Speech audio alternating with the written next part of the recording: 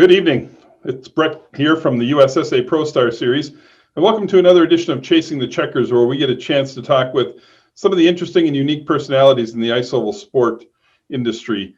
Tonight, we're going to spend some time with number 17 in the Outlaw 600 class, Mr. Jordan Grabowski. How you doing, Jordan? Good, not too bad. How about you, Brett? I'm doing well, Really enjoying doing this, getting to meet you virtually. I know I see you guys at the track, but it's always good to catch up and have a little one-on-one time along the way. Agreed. Yeah. So you're a relatively new face in the Outlaw class, right? I mean, you haven't been in there that long? I've been doing the Outlaws for 3 years now. Okay. We talked to Joe Schneider earlier this week. I think he said he's been in 11 or 12. So you're one of the newer guys in that division. Tell us a little bit about your racing history. Do you always been involved in snowmobile racing, or where's your history come from? When I was a kid, I used to race kitty cats at the Athens King Cole races where I grew up with my cousin. And once we got older, I kind of grew out of that and I got into high school, and then I went to college and he kept racing and I didn't. And then after I graduated, I started racing again. So it's been about 5 years now. Okay. Do you race in the summer as well? Yeah, I run a little bit of motocross when we have the stuff to do it and the equipment's ready. And then I run a micro sprint as well. Oh, fun. Where do you run the micro sprint at? We run Eagle River, Tomahawk, and Plymouth usually. Great. Good. Yeah, it's a lot of fun, those cars, aren't they? Oh, they're definitely fun, but sometimes be a handful. Yeah. It sounds like an outlaw to me.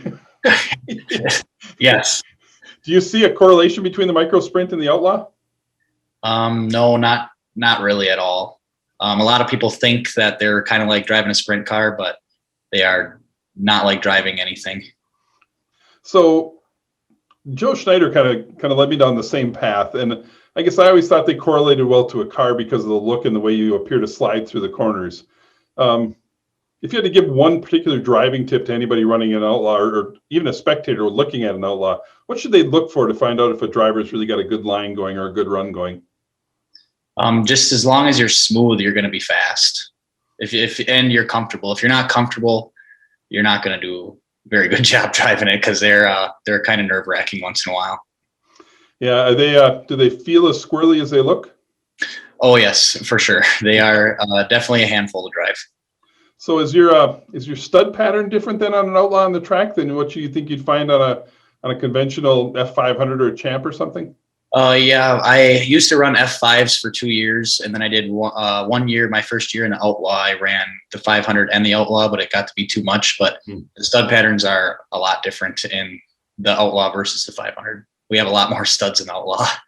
Interesting. That's good to know. The rolling start is really unique to that as well. How do you guys determine where you line up on the rolling start? I'm not sure. I think it's all done through computer drawing. Okay, so when you see the pit board, is that your starting spot? Yep.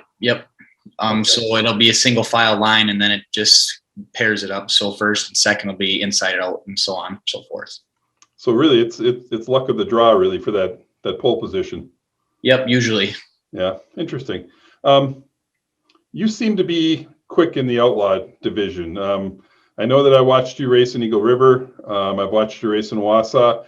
And you really have some good speed. And for 3 years, I'm pretty impressed by that. Where do you think that comes from? A lot of the crew. I got a really good crew that helps me, and I guess getting comfortable and getting a smooth line to maintain and carry and find more speed. Sure. Do you think your micro sprint driving helps you with that a little bit, maybe? With my throttling, I think it helps me getting out of the corners and setting up for the corners. Okay. Interesting. In a typical race winter season with the Outlaw, how many miles would you travel? Any idea how far you'd go? Oh, I don't know. It depends how much stuff we break usually, how many times we got to come back and forth. Have you done any of the Canadian tracks? You've been to Beausejour or Valcourt? No, I have not. No? I would like to go eventually. Yeah, good. I had a thought when I was looking at the Outlaw class. Do you think a spotter would be helpful, like NASCAR uses, because your vision seems limited when you're sitting in there? To a point, it would be helpful, but it would also take a lot of the competitiveness out of it. If you know somebody's right next to you, you're going to stay in it. And if you're you're by yourself, you got to use your knowledge to know when to go and not go, because usually you can hear the pipes of another sled or you can't. So you just got to drive to your ability versus having somebody guide you to drive.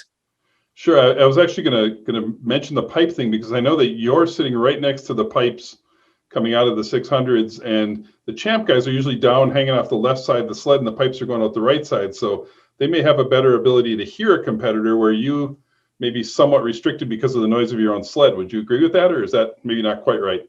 To a point, depending on the track. Like at Eagle River, it's a lot easier to hear a sled on the outside of you because of the wall, and it rattles it back into the driver, is what I feel. But at other tracks like Wassa, I have a harder time hearing because the wall's not as high and it's more open, so to speak. Yeah, interesting. Huh. If you could get a trade secret that nobody else in the outlaw class could get, but you could get it from only one of these 4 departments, which one would you pick? Clutching, horsepower, traction, or suspension? I think I would have to go with probably suspension. Really, that important in that class then? Yeah, because a lot of times, depending on the track and how you set your outlaw up, I was having problems in Wassa with bottoming out because I was setting up in different spots. So working the suspension a lot harder than what other tracks do for my suspension. And when you bottom out in an outlaw, I bet you hit hard, huh? Yeah, you definitely feel it in the morning. Yeah, I bet. All right.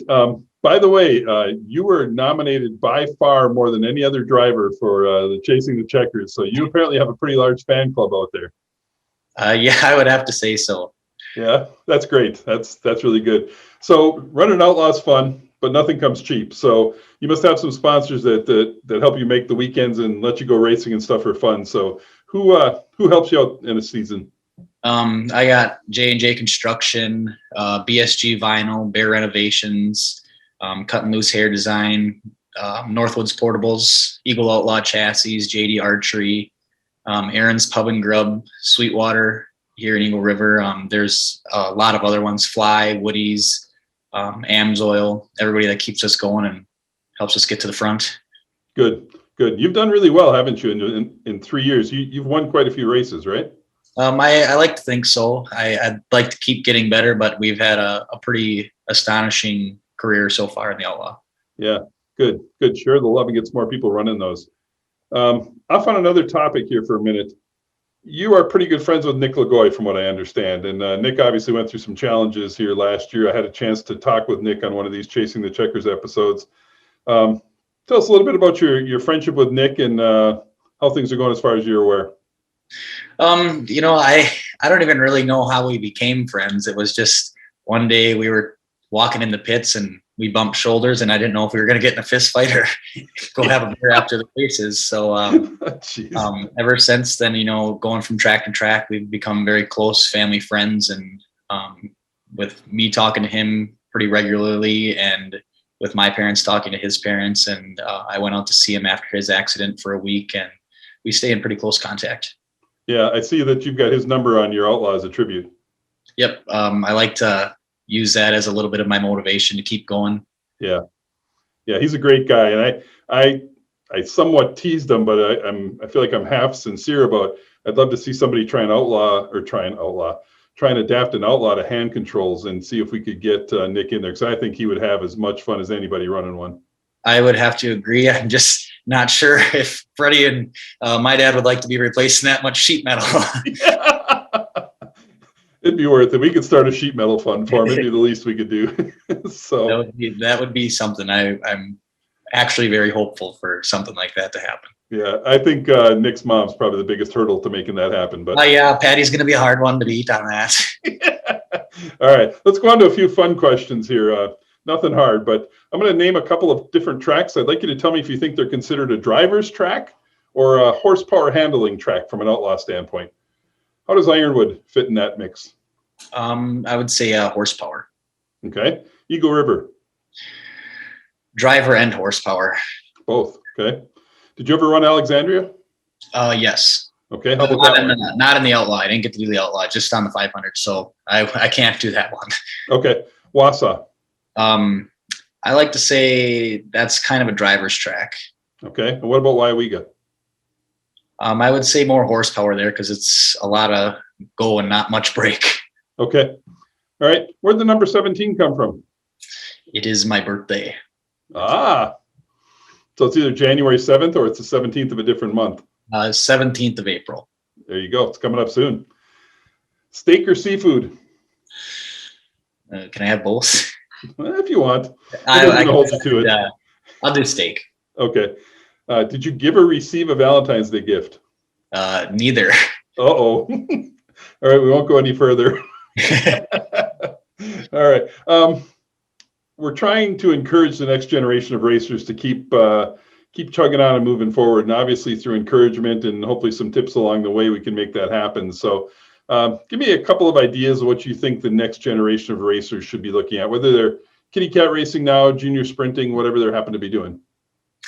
I guess as long as, they want to do it on their own and they aren't forced to do it, that's a big thing, because if you push it on somebody, it's going to make them kind of lose interest, and we don't need anybody to lose interest in this sport. And as long as they do a lot of the work themselves, not have somebody else do the work and then just get on and ride it, is a big thing for me. Learning how the machine works so you know what's going on and you can tell your mechanic later in the future what it's doing or know how it handles. Yeah, exactly. I think that's a great point. You can't just show up on the weekend and drive it. You got to work on it all week long. Yeah. Yeah. So a couple final things. Who helps you out at the racetrack on a weekend? A lot of people. I have my uncles come, my dad, my stepmom, usually my mom and my sisters. I have a bunch of friends that come and help. There's Kaylee that races with us, helps me. There's always at least 5 people in the trailer helping us.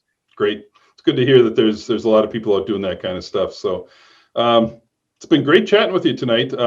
Wish you a ton of luck. Will I see you at Eagle River this coming weekend? Yes, sir. Good deal, sir. Oh boy. It'll be fun. I'm looking forward to Eagle River. Should be a great way to end the season, as shortened as it has been. And let's hope for some big things for next year. I know There's a lot of chatter about other tracks potentially coming to join the USSA Pro Star Series and some stuff. And I think actually if half of what I heard comes true, we could really have an outstanding season next year. So before I let you go, do you know the big question of the day? Yeah. Yeah. Okay. I'm wearing an orange shirt. All right. So Reese's Peanut Butter Cup or Snickers? I'm a big fan of Reese's Peanut Butter Cups. Nice. You and I can be friends now. Yep. I'll maybe have to bring some to the track this weekend. There you go. That'd be a ton of fun. So, all right, Jordan, thanks very much. All right. Thank you. Yeah. Have a good night.